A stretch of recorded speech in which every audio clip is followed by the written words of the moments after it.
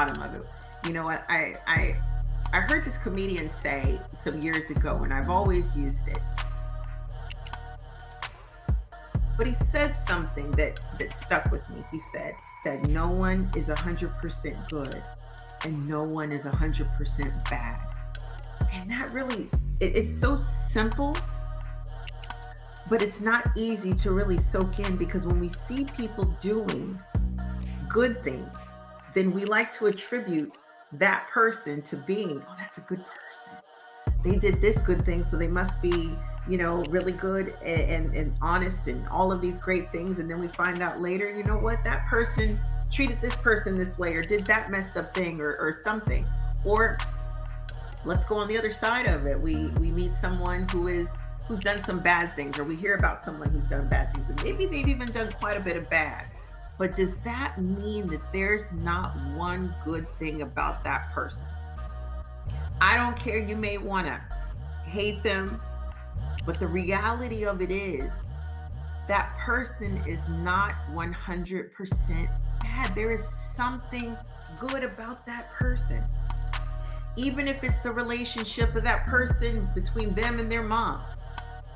That mother is basing it on, I know the good that lies within this person. When she, gave me her last dollar when I was starving and sat there and didn't eat anything, even though this person has, stolen or manipulated a bunch of people, and I know I'm making it really simple, but do you follow me of what I'm saying?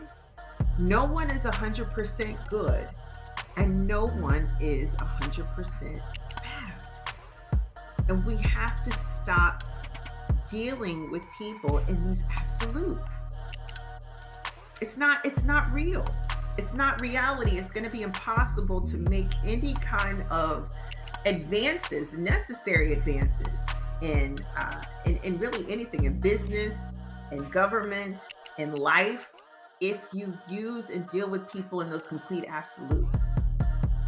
You gotta find something that helps you work with that person, especially if your job depends on it, especially if that person is in power. You may not agree with them, you may not like them, you may not support what they go for, but you've got to figure out a way to make it make some kind of sense, because the reality of it is that's where we are.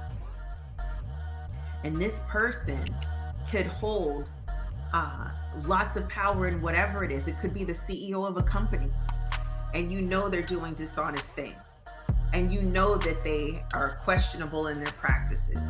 And trust me, I've dealt with that personally. But you've got to find a way and something about that person that you can connect with. And if you can't, or if you tried and it doesn't work, then exit is the way to go, right? Like, don't stay in a situation where you aren't able to function, but sitting there in your little box and being just angry and mad, and this person is crooked and they're wicked and they're doing all these bad things and people don't get it and they're favoring it sucks. And that person's gonna have to deal with some karma. They're gonna have to deal with some karma, I guarantee it. But what's your place in that? Where do you fit? What do you do when you're dealing with someone or something, entity or whatever? You can either remove yourself from it, or what is it about power, greed, arrogance, or whatever these things that's, do they seem to help people that flatter them? That happens to be a very popular route. Do they seem to help people or like people that flatter them? So what do you think you should do? Well, I'm not going to do that. I'm not going to flatter. I'm not going to bow down myself to flatter. Okay. And how far are you going to get with that? Again, you either exit or you figure out a way to flatter them, if that's a golden nugget for them, to flatter them, and you work on them. You work on them. Because that may be the road and the ticket to getting them to open up their perspective. And maybe then, when you are able to develop a relationship with them or get closer, maybe then they'll start listening to you a little more. Maybe then they'll put you in a position of power because they feel they can trust you. And you can start influencing some things.